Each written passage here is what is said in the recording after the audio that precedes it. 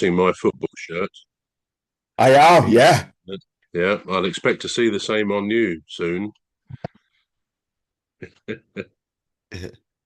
Oh yeah, yeah. I'll try and get one.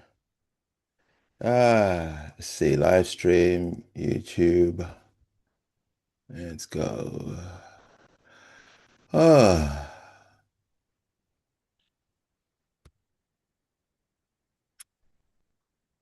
decline cookies. The alien spaceship, spaceship. Ah, good. Yeah, I was gonna say Jerome was supposed to join us, but he's here now. Yeah. He's here All now, right. yeah. Hi, Trevor. Hi, Jerome. Hi, Welcome along. Jerome. Welcome. Good man. Check something. Okay. Is it going up? Okay. Right. Let me just do this final setup and we're ready to go. Start virtual camera, window capture. This is good. This is good. With the meeting. Welcome. We'll start streaming on that as well. Okay. And we're good to go. Welcome to the alien spaceship with myself, Emmy Hickins, and he calls me Cuz. And me, Trevor Gear, and he calls me bruv. And come Okay. on, Jerome. Oh, Jerome, yeah. And we call him the Brummy King. The what? It's gonna stick. No way, bro. I missed it. What was it you're calling him? The Brummy King, Birmingham, Oh, King the of Brummy Birmingham. King. Yeah, Brummy King. Yeah, Absolutely. Yeah, good yeah. man. Yeah. So, right. Okay, so bruv, I believe you have the final destination for us today. Well, we'll sort of come on to that. I thought we would just start with a couple of light-hearted facts, really. Right? First of all, the average number of people in the air, flying, in other words, at any one time, so 24/7, is 1,200,000 around the world. I mean, that's obviously an average figure, sometimes more, sometimes less. There's lots of Yeah. time zones, etc. But it's quite sobering, isn't it, when you actually think of flying? And I'll just mention. I know you're apprehensive about flying, but it shows how safe it is. It's the safest place to be, not just the safest form of travel, but it's the safest place to be, even compared to your home, where you may have stairs or you've got a cooker where you're going to scald yourself. So flying is very safe. A bit later, if we get time, I'm going to come on to a question for you, Cuz, and for Jerome. Right. What is there anything you would want to advise your, I don't know, 20-year-old self based on the experience you've gained? Now, we'll talk about that shortly, but I know you're apprehensive about flying to the point from, as you've said, you probably don't fly very much, if at all. So if you're advising perhaps your offspring, who may be 20 years old, in fact, I think your offspring is about 18, but would you, because of what you think about flying, would you say, look, don't do it, it's too risky? Or would you say, no, you'll be fine?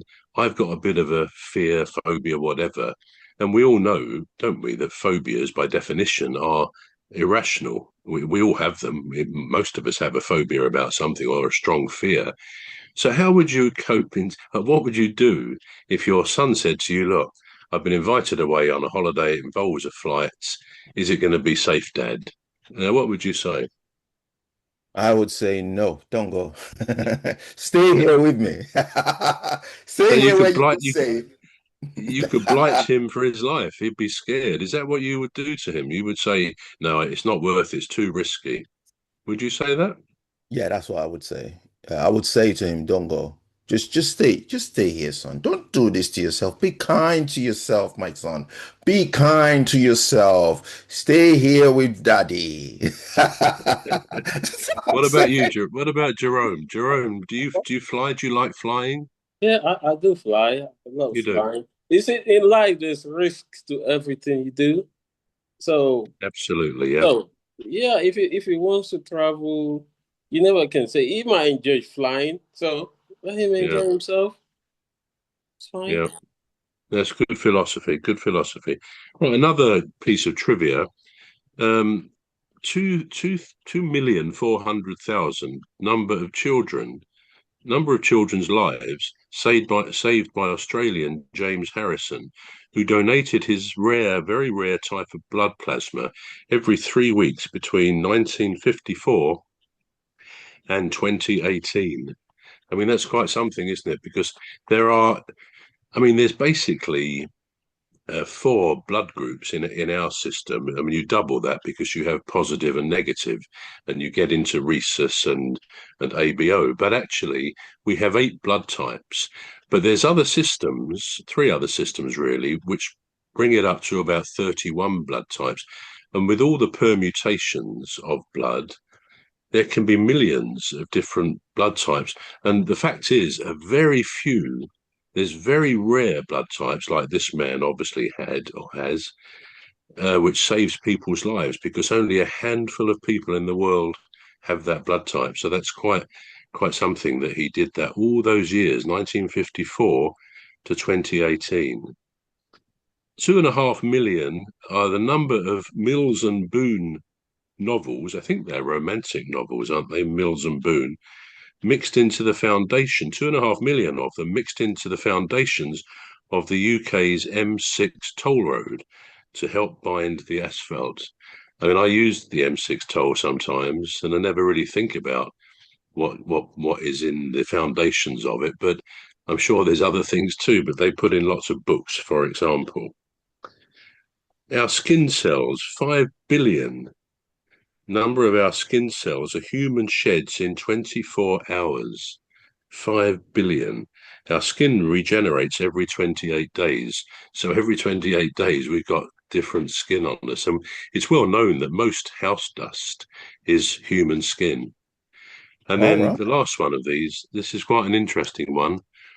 On the 15th of January, 1965, George and Charlotte Blonsky of New York successfully filed a patent for their invention of a bed that spins a mother in labor around at such high speed that the infant is propelled out of the birth canal by centrifugal force and is caught by an infant reception net.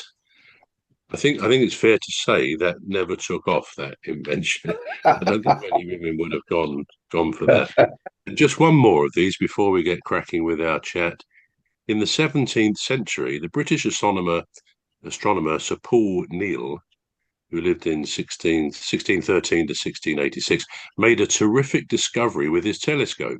He spotted a giant white elephant on the moon. He announced his findings only to be met with public ridicule. It turned out there had been a mouse in his telescope, which, if true, Was is it? ridiculous. Were they a dead mouse? Probably. I'm not sure how a mouse gets into a telescope. Okay, so to go to the first of our conversations, I think the question I posed was, do you believe or do you believe some things are meant to happen? In other words, do you think some events in life or in your own life are sort of predestined and that nothing you do will change that? And okay, we could kind of go down a religious route on this, and we don't particularly mean to do that. That's not what we're doing. But sometimes it does seem, I don't know whether you two are the same, but sometimes I look back on something and I will say, thank goodness that happened, or thank goodness I wasn't in that situation at that moment. Mm, Because if I had have been, it could have been a very different outcome.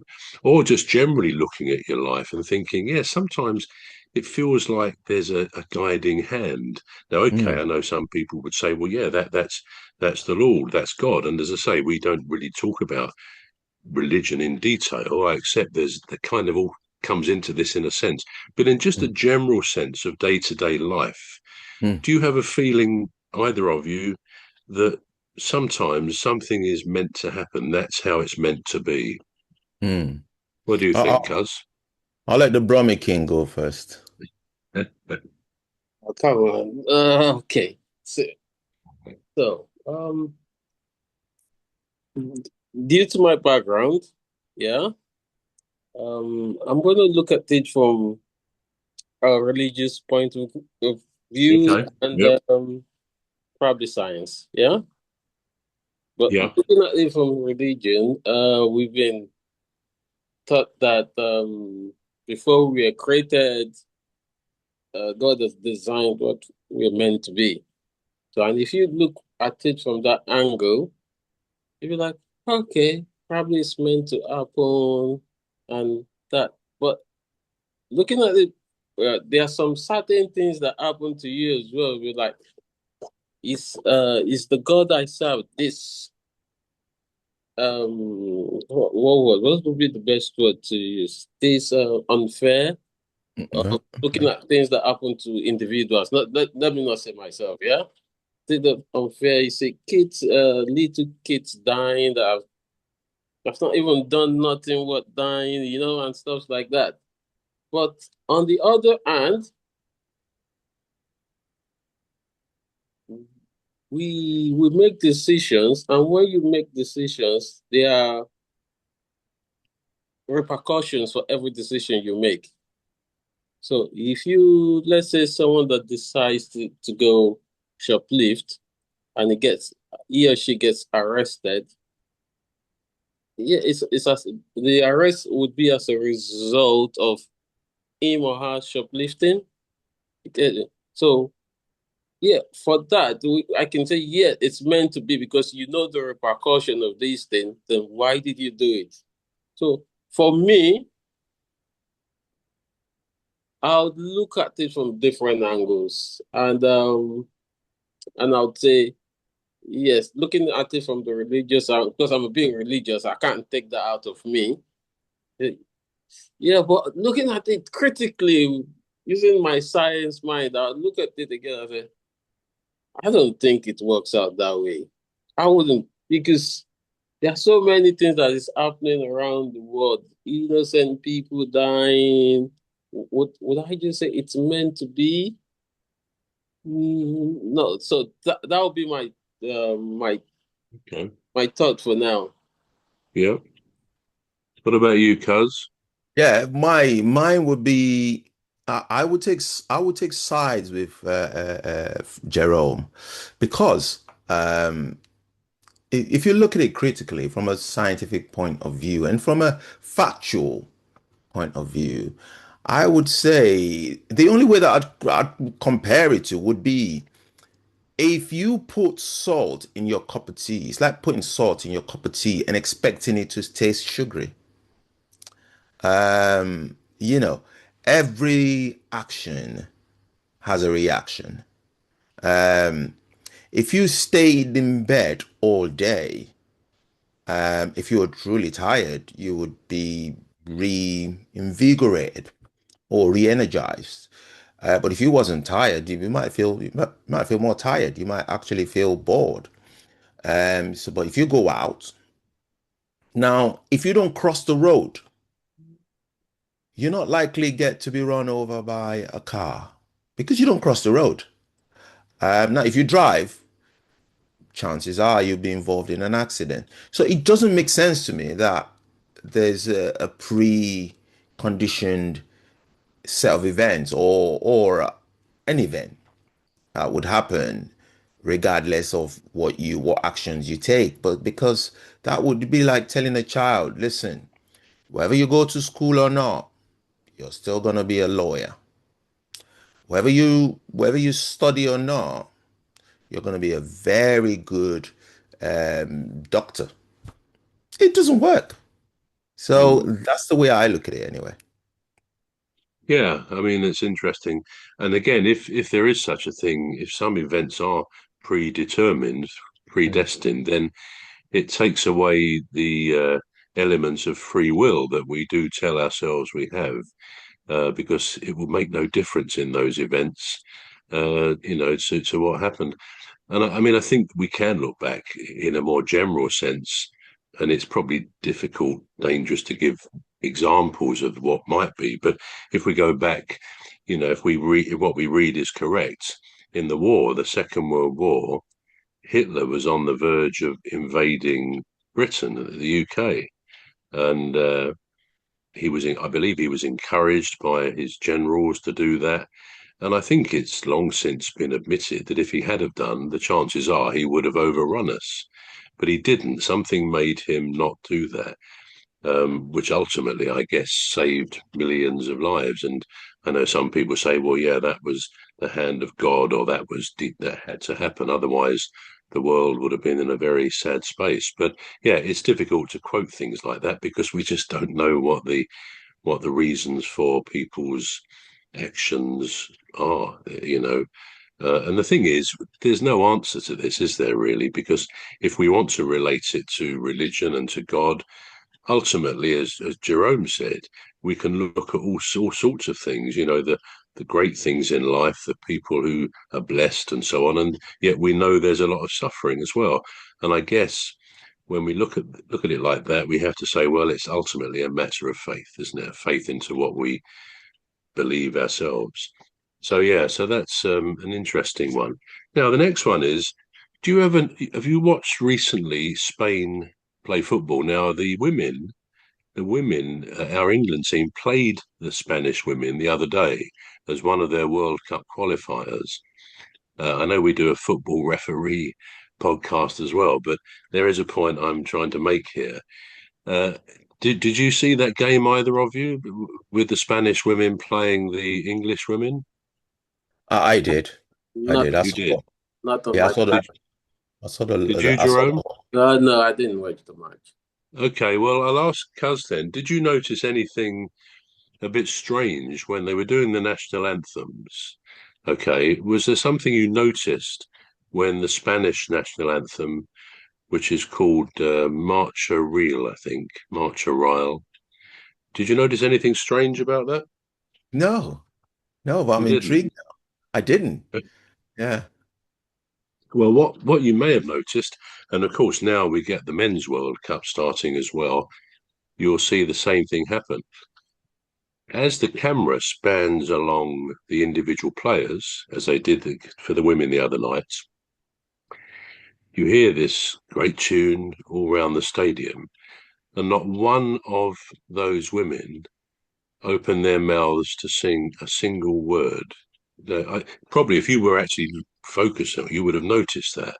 Wow. Why might that be? And the same thing will happen when the men's Spanish team have their national anthem. It's most likely to happen with them. Why might that be, do you think? Wow. I don't know. Yeah, I'm intrigued. Like I said, I'm really intrigued now. Can I We'll ask be a looking. question? Yeah. Most of the members of the team, back from Barcelona, play for Barcelona, the Spanish team. Yeah. I don't know about the women. I think, yes, most of them possibly come from Barcelona. Yeah. I know the men. I know most of them are from Barcelona. I'm just trying Yeah. to add one two together. Ah, Uh, Well, yeah. okay. Well, I'll tell you the reason. There are no lyrics, there are no words to the Spanish national anthem.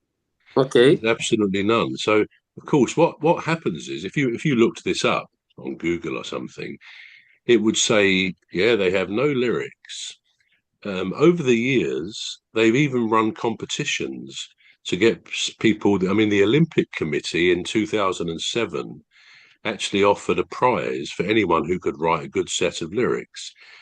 People submitted lots of stuff, but nothing ever submitted has been taken on by the Spanish government, really for Wow. the reason that with the variations in language, if you like, diversity, they've had problems politically in the past with certain sets of their people. They can't find any lyrics which actually would satisfy the whole of the Spanish people. So they simply go with the fact that they don't have words to their national anthem. Wow. I mean, I think if you go onto YouTube, I haven't done this, but I believe you can hear, and they put the lyrics up, some words to the Spanish national anthem, but they are lyrics. I think there's two or three lots which have been sort of acknowledged as very good, but never adopted. The government say no, we don't have any words. So the most likely situation when Spain play in the World Cup in the next few days will be that they stand there with their mouths firmly closed. And I guess it kind of looks, I don't know, it's something that doesn't look good to me. I mean, in the past, we've had pundits have criticised when one or two England players, and not the women, because I think they all tend to sing pretty much, proudly. But over the years, some of the men don't want to do it. They just don't open their mouths barely at all. And it was noticeable when Gareth Southgate was the manager. They did generally, most of them, start to sing, even those who might have been previously reluctant. I think Wayne Rooney used to keep his mouth shut originally, but under Southgate, he started to sing as well. Because I think it looks good. It looks as though people are proud to serve their country. It's probably quite tingling, isn't it? It's quite emotional when you get the national anthem playing. Of course, nowadays, excuse me, I don't know, maybe we will find less people may decide to sing the lyrics, not just at football matches, because more questions are being asked, if you like, about the wisdom of actually retaining a monarchy. Now, I know that kind of goes a bit political, so we're not really going to go there. But I think for a lot of people in this country, most would say, yeah, I thought the Queen, the Queen who's now died, was excellent. She was measured. She was fair. She loved the country and the Commonwealth, as she used to talk about. And I think people kind of had a tacit acceptance that the monarchy was a good thing. Now, I think nowadays some people may still feel exactly the same, but it's going through changes. So we don't know. So it may be that some people say, well, why should I say, God save our gracious King? Now, that's a decision we take personally, but some would say, no, he's no different to any of the rest of us. We live in an equal society. We're all equal human beings in the sight of God, if we believe in God or otherwise. So in a way, I can understand it if some footballers or any sportsman, anybody says, no, sort of, I don't want to sing God Save the Queen. I want to sing, or the King, God Save all of us, something like that. So what is your view of that? Do you feel the same if you see a footballer, for example, not singing our anthem? Does it kind of get under your skin a little bit or not really? All right. I don't for ethical reasons. I don't sing the national anthem. I don't, I Really? don't. Yeah, no, I don't. I just think it's too political.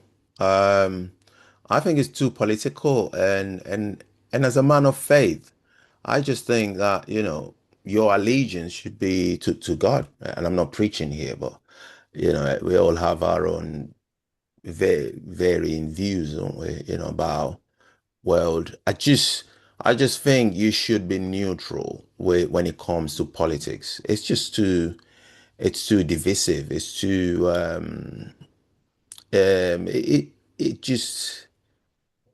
serves no place in the society. But Um, just to interrupt you, is it political? Because on the face of it, the main yeah. political parties all agree we should Mhm. have the monarchy. So I don't think we're treading one side or the other, which is what we don't Yeah. want to do, of course. Yeah, So absolutely. I, Yeah. I understand what you're saying totally, but I think it Yeah, is more a personal thing, isn't it? You know, it is. Yeah. what do I think? I think for my part, I, I almost don't want to ask God if I'm doing it in that way or sing to Yeah. God, say, please save our king or our queen or anybody else. They Yeah. can pray for themselves. Yeah. So it's not an easy one, and it No, brings it's into tough. focus in this day and Hmm. age.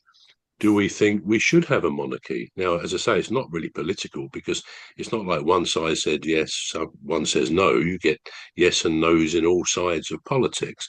But Hmm. it must come down to a personal feeling that maybe it's not right that, Hmm. we pay our tax and all that, and much of it goes to give a group of people, a family, a privileged life beyond avarice, beyond anything most of us would have. So maybe there are feelings individually that should say, well, is it right? On the other hand, maybe they're a good balancing figure politically because they are the head of states. Then a president is the head of state in a Yeah. in a a non-monarchy country. Yeah. And so maybe it's a good balancing factor that at the end of the day, a king can dismiss a government. And maybe if in a Absolutely. situation of a treacherous government, Yeah. that could come to our advantage. So, yeah, that's an interesting one. But Yeah. so you I so mean, you two, you don't sing the national anthem, or you wouldn't sing it. Jerome, did you say if you actually sing the national anthem if you're in that situation? Um, ye- I'll say yes. I'll sing the national anthem. So, You will. my reason for singing the national anthem, just forgetting about every political and religious view. I just think it's the anthem is just there to represent the country, to show your pride, for you to display um what the country represents, and you understand. And it's just a sport game, right? And the players they're there to represent the country, right? I know these days, not let's just forget about England. It's not just England. So many countries, you see some individual players deciding not to sing. They can't Mm, due to their personal. It could be a religious view, or probably there's something happening in the country they don't like, and they're trying to protest. Yeah, which it is understandable. Everybody's got their rights, so I'm not like imposing it on anyone. yeah. But you singing the national anthem, I believe most national anthems were created so that people would be proud of the country they come from. It states, oh, this is what the country represents. We are proud. I'm proud Yeah. to come from this country. I'm proud to represent, and which what they're there to do. So I don't see anything really bad. Okay, if you got grievances with the lyrics, yeah, like God save the king, and like you said, oh, God should save. Then oh, maybe they should raise it up, and maybe the government can look into it. mm, You get, yeah. but the anthem itself is just there to to to it's a thing of pride to show, oh, Mm, where you come from and stuff like that. So I don't see the anthem itself as a bad thing. mm, Yeah. That's my view. yeah. Yeah. I mean, when I say I don't sing, it doesn't mean that I would disrespect the authority, for instance. If I was to if the Queen bestowed the honor of maybe being a guest somewhere, I would have obviously curtsy him like, like you should. I would give him his due respect. And if the king demands something of me, I would do it. Mm. And if anybody in authority, even the mayor of Bradford, demands anything of me, I would do it. But but just being involved in political activities and politics itself, like singing the national anthem or participating in political rallies or voting, I wouldn't vote, but it doesn't mean that I respect the authorities. I wouldn't go Mm. against the authorities. I would not even protest against any authority, but I just don't sing the national anthem or vote.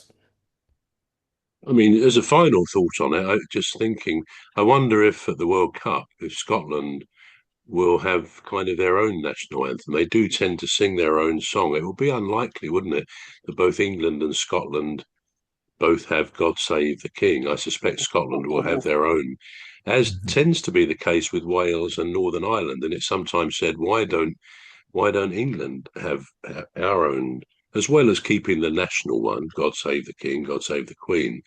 Mm. Really, I feel maybe we should have the right of some sort of national anthem devoted just to the English, but we don't seem to have politicians who are of that mind. But it's a shame. But yeah, I think the national anthem, as it is, it Mm. can stir things in you. Pride. It's our England team, or somebody's won an Olympic medal.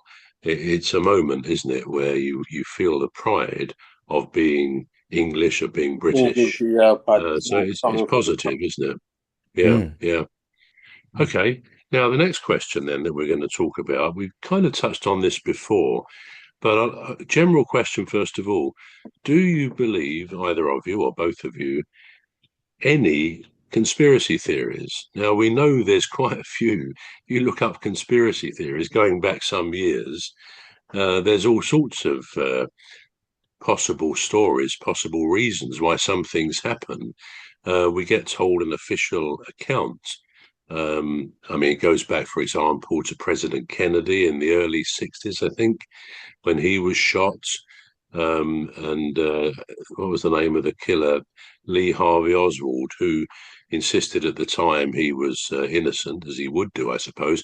But then before he could get to court, he was shot dead by somebody called Jack Ruby.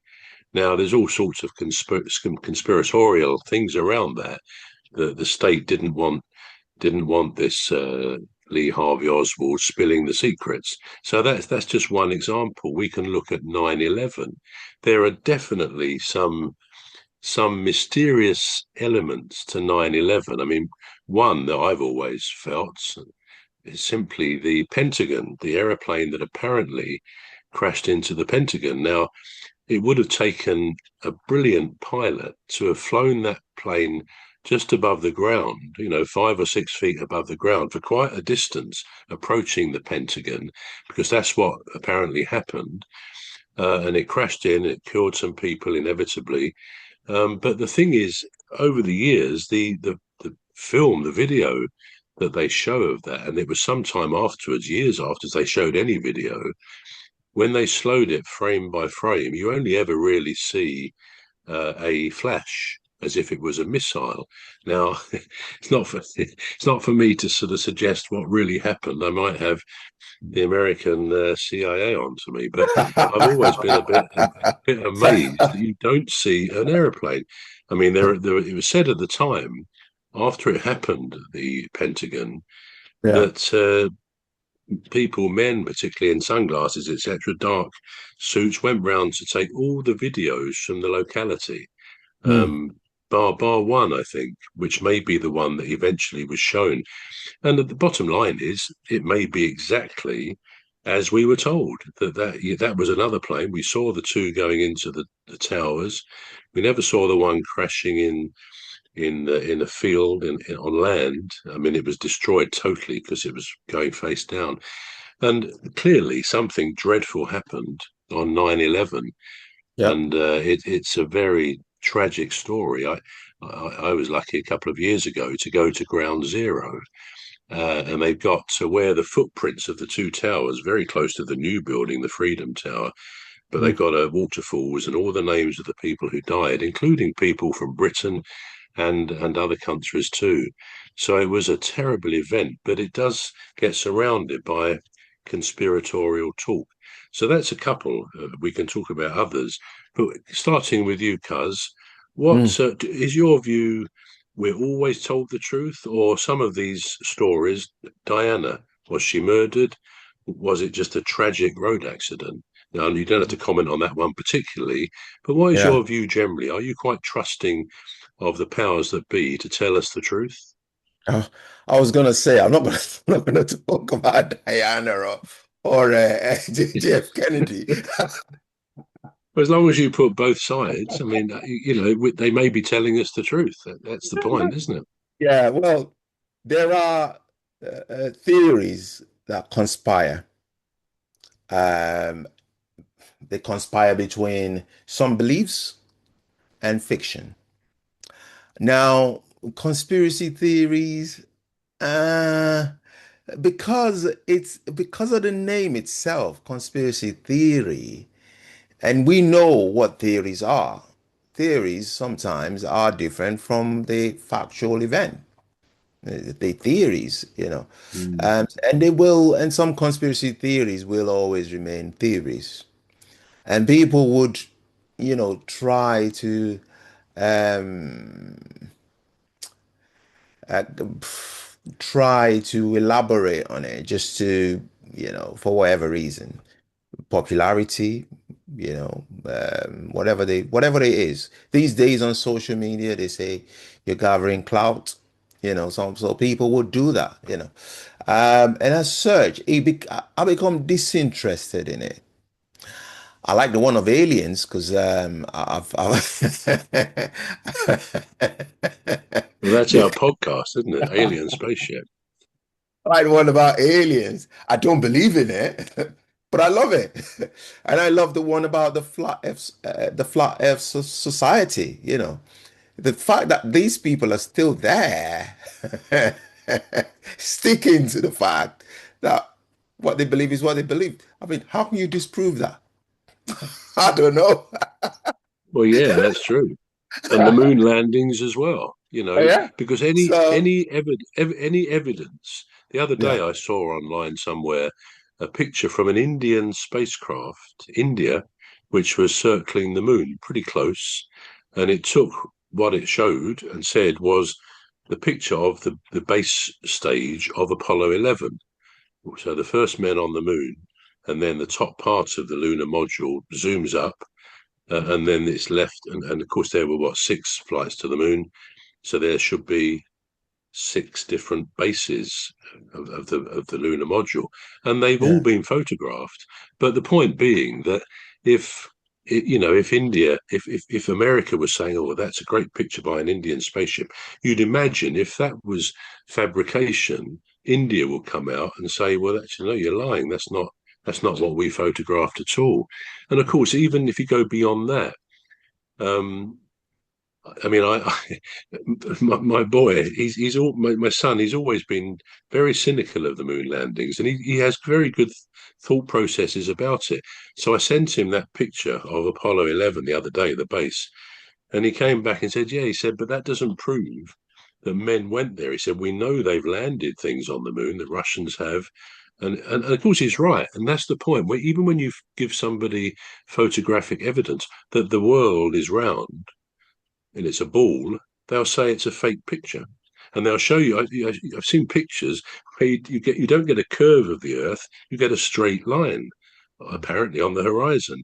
So people will always, if they believe in that particular conspiracy, they mm, will always say, no, you can't trust photographs. And how can we say you can trust photographs? Look at AI now. Look at Photoshop. You can put people in photographs, take them out, change their face. So it's not the best form of proof, is it? Photography is not the best form of proof.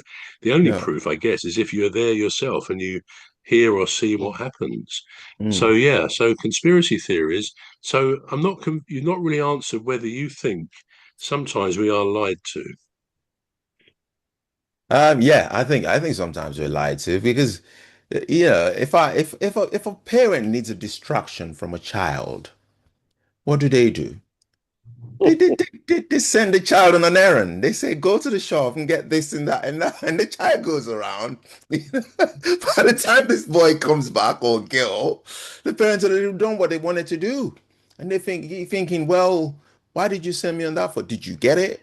And they keep up to it Mm. until the child grows out of it.